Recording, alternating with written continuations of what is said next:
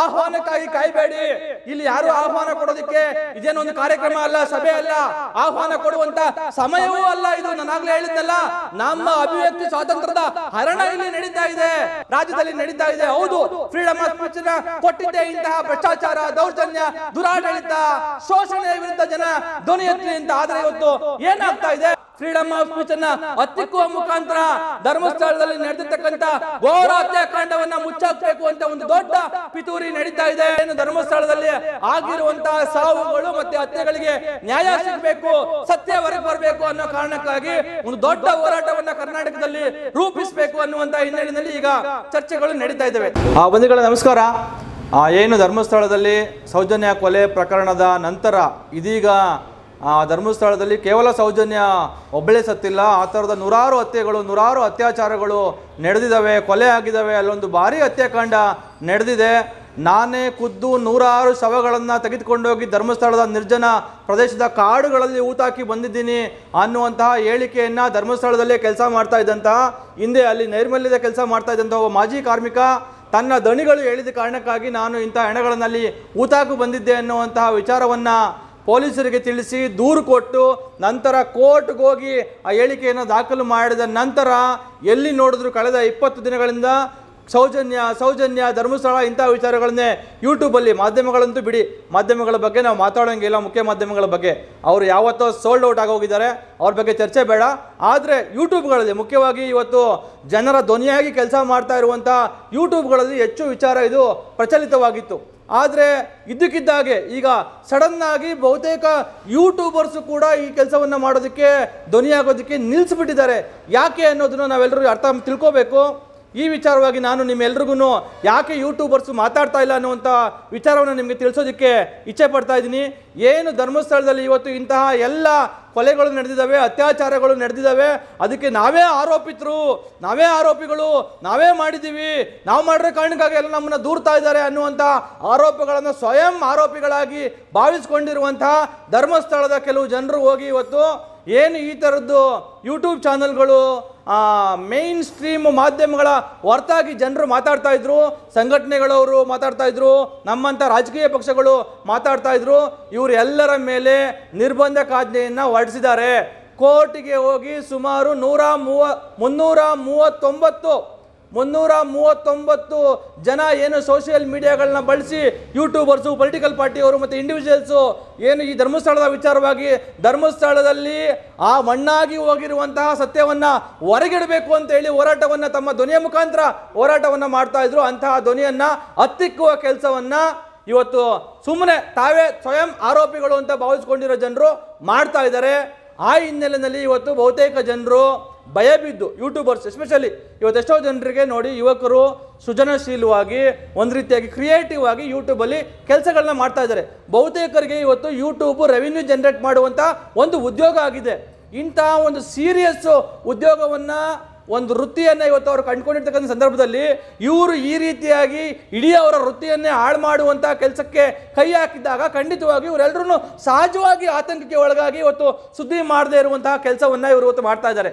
ನನಗೆ ಇಲ್ಲಿ ಆಘಾತ ಆಗ್ತಾ ಇರೋ ಒಂದು ವಿಚಾರ ಏನು ಅಂತ ಅಂದರೆ, ನಮಗೆ ನಮ್ಮ ಪೂರ್ವಜರು ಸ್ವಾತಂತ್ರ್ಯ ಹೋರಾಟಗಾರರು ಅಷ್ಟೆಲ್ಲ ಸ್ವಾತಂತ್ರ್ಯ ಹೋರಾಟವನ್ನು ಮಾಡಿ ನಮಗೆ ಹಲವಾರು ಜನರು, ದಾದಾ ಸಾಹೇಬ್ ಅಂಬೇಡ್ಕರ್ ಆದಿಯಾಗಿ ನೂರಾರು ಮೇಧಾವಿಗಳು ನೂರಾರು ದಿನಗಳ ಕಾಲ, ಹಲವಾರು ವರ್ಷಗಳ ಕಾಲ ಕುಳಿತು ಚರ್ಚೆ ಮಾಡಿ ಒಂದು ಅದ್ಭುತವಾಗಿರುವಂಥ, ಇಡೀ ವಿಶ್ವದಲ್ಲೇ ಅದ್ಭುತವಾಗಿರುವಂಥ ಒಂದು ಸ್ವಾತಂತ್ರ್ಯವನ್ನು ನಮ್ಮ ಜನರು ಏನು ನೂರಾರು ವರ್ಷಗಳ ಕಾಲ ದಾಸ್ಯದಲ್ಲಿ ಜೀವನವನ್ನು ಕಳೆದಿದ್ದಾರೆ.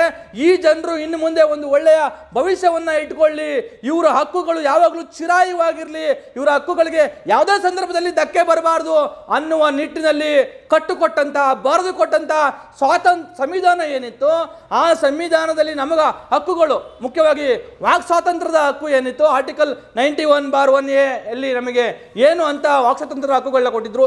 ಯಾಕಾಗಿ ಕೊಟ್ಟಿದ್ರು?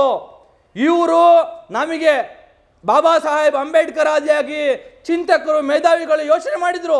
ಹೌದು, ನಾವು ಸ್ವಾತಂತ್ರ್ಯವನ್ನು ಕೊಟ್ಟರು ನಮ್ಮದೇ ಜನರು ಅವರ ಅಭಿವ್ಯಕ್ತಿಯನ್ನು, ಅವರ ಭಾವನೆಗಳನ್ನು, ಅಭಿಪ್ರಾಯಗಳನ್ನು ಹಂಚಿಕೊಳ್ಳೋದಕ್ಕೆ ಅವ್ರಿಗೆ ಅವಕಾಶಗಳು ಸಿಗದೆ ಹೋಗ್ಬೋದು. ಹಾಗಾಗಿ ಇದನ್ನು ಹಕ್ಕುಗಳ ಅಡಿಯಲ್ಲಿ ಇದನ್ನು ನಾವು ಇಡೋಣ ಅಂತ ಹೇಳಿ ಇಟ್ಟಿದ್ರು. ಆದರೆ ಇವತ್ತು ಏನಾಗಿದೆ, ನಮ್ಮ ಸಂವಿಧಾನ ನಮಗೆ ಕೊಟ್ಟಿರ್ತಕ್ಕಂಥ ಅಭಿವ್ಯಕ್ತಿ ಸ್ವಾತಂತ್ರ್ಯದ ಹಕ್ಕನ್ನ, ಫ್ರೀಡಮ್ ಆಫ್ ಸ್ಪೀಚ್ ಅನ್ನೇ ಕಸಿದುಕೊಳ್ಳುವಂತಹ ಕೆಲಸ ಇವತ್ತು ರಾಜ್ಯದಲ್ಲಿ ನಡೀತಾ ಇದೆ. ಹೌದು, ಫ್ರೀಡಮ್ ಆಫ್ ಸ್ಪೀಚ್ ಅನ್ನ ಕೊಟ್ಟಿದ್ದೆ ಇಂತಹ ಭ್ರಷ್ಟಾಚಾರ, ದೌರ್ಜನ್ಯ, ದುರಾಡಳಿತ, ಶೋಷಣೆ ವಿರುದ್ಧ ಜನ ಧ್ವನಿ ಎತ್ತಲಿ ಅಂತ. ಆದ್ರೆ ಇವತ್ತು ಏನಾಗ್ತಾ ಇದೆ, ಅಂತ ಶೋಷಣೆ ದೌರ್ಜನ್ಯ ನಡೆದಾಗ ಜನ ಧ್ವನಿ ಎತ್ತಕ್ಕೆ ಹೋದವರನ್ನ ಇಂಥ ಒಂದು ಫ್ರೀಡಮ್ ಸ್ಪೀಚ್ ಅನ್ನೇ ಏನು ಜನ ನಮಗೆ ನಮ್ಮ ಸಂವಿಧಾನದ ಮುಖಾಂತರ ನಮಗೆ ಬಂದಿತ್ತು ಅದನ್ನೇ ಹರಣ ಮಾಡುವಂತ ಕೆಲಸ ಇವತ್ತು ನಡೀತಾ ಇದೆ.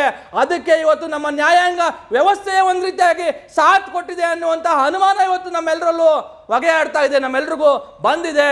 ಈ ಹಿನ್ನೆಲೆಯಲ್ಲಿ ನಾವು ಇಂಥ ಮಟ್ಟದಲ್ಲೂ ಇಂಥ ಸಂದರ್ಭದಲ್ಲೂ ನಾವು ಸುಮ್ಮನೆ ಕೂತ್ರೆ ಮುಂದೊಂದು ದಿನ ಬ್ರಿಟಿಷರ ಕಾಲ ಹೇಗಿತ್ತೋ ಅದಕ್ಕಿಂತ ಘೋರವಾದಂತಹ ಕಾಲ.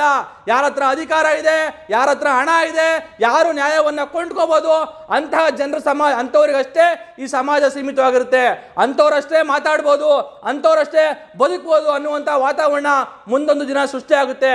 ಈ ಹಿನ್ನೆಲೆಯಲ್ಲಿ ಏನು ಇವತ್ತು ನಮ್ಮ ಅಭಿವ್ಯಕ್ತಿ ಸ್ವಾತಂತ್ರ್ಯಕ್ಕೆ ಧಕ್ಕೆ ಮಾಡೋದ್ರ ಮುಖಾಂತರ, ಫ್ರೀಡಮ್ ಆಫ್ ಸ್ಪೀಚ್ ಅನ್ನ ಹತ್ತಿಕ್ಕುವ ಮುಖಾಂತರ ಧರ್ಮಸ್ಥಳದಲ್ಲಿ ನಡೆದಿರ್ತಕ್ಕಂಥ ಘೋರ ಹತ್ಯಾಕಾಂಡವನ್ನ ಮುಚ್ಚಾಕ್ಬೇಕು ಅಂತ ಒಂದು ದೊಡ್ಡ ಪಿತೂರಿ ನಡೀತಾ ಇದೆ.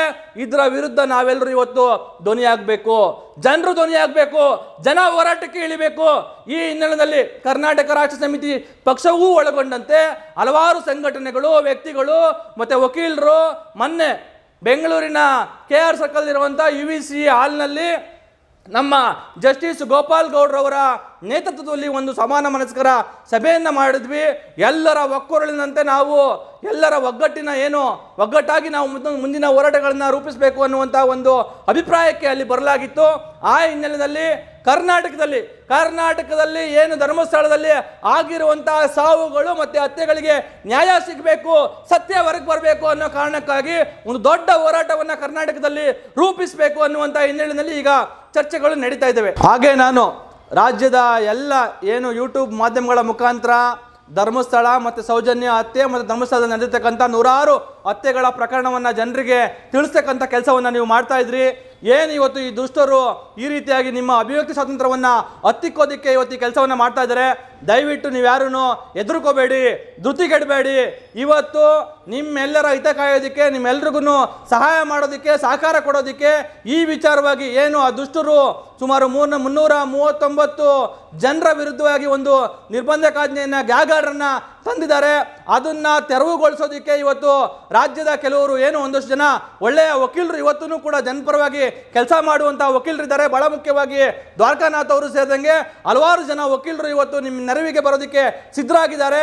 ಅವರಿಗಾಗಲೇ ಘೋಷಣೆಯನ್ನು ಮಾಡಿದ್ದಾರೆ, ನಾವು ನಿಮ್ಮ ನೆರವಿಗೆ ಇರ್ತೀವಿ, ನಿಮ್ಮ ಸಹಾಯಕ್ಕೆ ಇರ್ತೀವಿ, ನಿಮಗೆ ಬೇಕಾಗಿರುವಂಥ ಎಲ್ಲ ಕಾನೂನು ನೆರವನ್ನು ನಾವು ಕೊಡ್ತೀವಿ. ಹಾಗಾಗಿ ನೀವು ನಿಮ್ಮ ಧ್ವನಿಯನ್ನು ನಿಲ್ಲಿಸಬೇಡಿ, ನೀವು ಮುಂದುವರಿಯಿರಿ ಅನ್ನುವ ಮಾತನ್ನು ದ್ವಾರಕಾನಾಥ್ ಸರ್ ಅವರು ಸೇರಿದಂಗೆ ಹಲವಾರು ವಕೀಲರು ಇವತ್ತು ಹೋರಾಟ ಮಾಡ್ತಾ ಇರುವಂಥವರು ತಿಳಿಸಿದ್ದಾರೆ.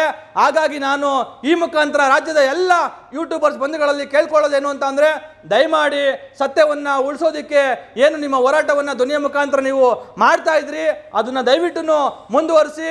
ನಿಮ್ಮ ಸಹಾಯಕ್ಕೆ ನೀವು ಒಳ್ಳೆ ಕೆಲಸ ಮಾಡ್ತಾ ಇರಬೇಕಾದ್ರೆ ನೂರಾರು ಜನರು, ಸಾವಿರಾರು ಜನರು, ಲಕ್ಷಾಂತರ ಜನರು, ರಾಜ್ಯದ ಜನರು ನಿಮ್ಮ ಪರವಾಗಿ ಇರ್ತಾರೆ ಅನ್ನೋದನ್ನು ನಾನು ಈ ಸಂದರ್ಭದಲ್ಲಿ ಹೇಳ್ತಾ ಇದ್ದೀನಿ.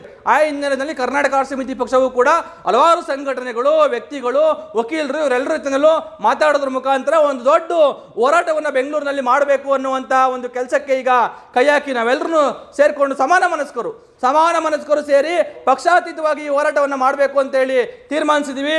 ಹಾಗಾಗಿ ರಾಜ್ಯದ ಎಲ್ಲ ಜನರು ನಿಮ್ಮ ಆಹ್ವಾನಕ್ಕಾಗಿ ಕಾಯಬೇಡಿ.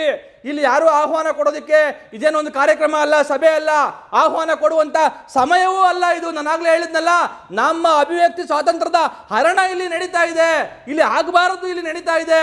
ನಾಳೆ ನಮ್ಮ ಮನೆ ಹೆಣ್ಣು ಮಕ್ಕಳಿಗೆ ಕೂಡ ಇಂತಹ ಘೋರ ಅನ್ಯಾಯ ನಡೆದಾಗ, ಈ ಥರದ್ದು ದೌರ್ಜನ್ಯಗಳು ನಡೆದಾಗ ನಾವು ನ್ಯಾಯ ಪಡ್ಕೊಳ್ಳೋಕ್ಕೆ ಸಾಧ್ಯವಾಗದೆ ಹೋಗ್ಬೋದು. ಆ ಹಿನ್ನೆಲೆಯಲ್ಲಿ ಯಾರದೇ ಇನ್ವಿಟೇಷನ್ಗೆ ನೀವು ಕಾಯಬೇಡಿ. ದಯವಿಟ್ಟು ರಾಜ್ಯದ ಎಲ್ಲ ಸಂಘಟನೆಗಳು, ಮಹಿಳಾ ಸಂಘಟನೆಗಳು, ಬೇರೆ ಬೇರೆ ಸಂಘಟನೆಗಳು, ರಾಜಕೀಯ ಪಕ್ಷಗಳು, ವಿದ್ಯಾರ್ಥಿಗಳು, ಯುವಜನರು ದಯವಿಟ್ಟು ಹೆಚ್ಚಿನ ಸಂಖ್ಯೆಯಲ್ಲಿ ಇನ್ನು ಕೆಲವೇ ದಿನಗಳಲ್ಲಿ ನಾವು ಈ ಹೋರಾಟದ ರೂಪುರೇಷೆಗಳನ್ನು ಸಮಯ ಮತ್ತು ದಿನಾಂಕದೊಂದಿಗೆ ನಿಟ್ಟಿನಲ್ಲಿ ಹಂಚ್ಕೋತೀವಿ. ದಯಮಾಡಿ ಈ ಹೋರಾಟಕ್ಕೆ ತಾವೆಲ್ಲರೂ ಕೈ ಜೋಡಿಸ್ಬೇಕು. ಆ ಮುಖಾಂತರ ಹೇಗೆ ಸ್ವಾತಂತ್ರ್ಯ ಹೋರಾಟದ ಸಂದರ್ಭದಲ್ಲಿ ಮಹಾತ್ಮ ಗಾಂಧೀಜಿಯವರು ನಮಗೆ ಹಾಕ್ಕೊಟ್ಟಿದ್ದಾರೆ ಮಾರ್ಗವನ್ನು, ಈ ಥರದ್ದು ಏನು ಅನೈತಿಕವಾಗಿರ್ತಕ್ಕಂಥ ಕಾನೂನುಗಳನ್ನು ನಮ್ಮ ಮೇಲೆ ಏರಿದಾಗ ನಾವು ಕಾನೂನು ಭಂಗ ಮಾಡಿದಾದ್ರೂ ಸರಿ ನಾವು ನ್ಯಾಯವನ್ನು ಪಡ್ಕೋಬೇಕು ಅನ್ನುವಂಥ ಹೋರಾಟವನ್ನು ಮಹಾತ್ಮ ಗಾಂಧೀಜಿಯವರು ನಮಗೇನು ತೋರಿಸಿದ್ದಾರೆ. ಆ ರೀತಿಯಾದಂಥ ಹೋರಾಟಗಳನ್ನಾದರೂ ನಾವು ಮಾಡಿ ಇವತ್ತು ನ್ಯಾಯ ಪಡ್ಕೊಳ್ಳೋದಕ್ಕೆ ಮುಂದಾಗಬೇಕು. ಈ ಹಿನ್ನೆಲೆಯಲ್ಲಿ ರಾಜ್ಯದ ಜನರು ನೀವೆಲ್ಲರೂ ಈ ಹೋರಾಟಕ್ಕೆ ಕೈ ಜೋಡಿಸ್ತೀರಾ ಅನ್ನುವಂಥ ವಿಶ್ವಾಸದಲ್ಲಿ, ಭರವಸೆಯಲ್ಲಿ ಇವತ್ತು ರಾಜ್ಯದ ಹಲವಾರು ಸಂಘಟನೆಗಳು ಸೇರಿ ಈ ಹೋರಾಟಕ್ಕೆ ಮುಂದಾಗ್ತಾ ಇದ್ದೀವಿ. ದಯಮಾಡಿ ತಾವೆಲ್ಲರೂ ಈ ಹೋರಾಟವನ್ನು ಬೆಂಬಲಿಸಬೇಕು ಅಂತ ಹೇಳಿ ನಾನು ಇವತ್ತು ನಿಮ್ಮೆಲ್ಲರ ಮುಖಾಂತರ ಕೇಳ್ಕೊತಾ ಇದ್ದೀನಿ. ನಮಸ್ಕಾರ.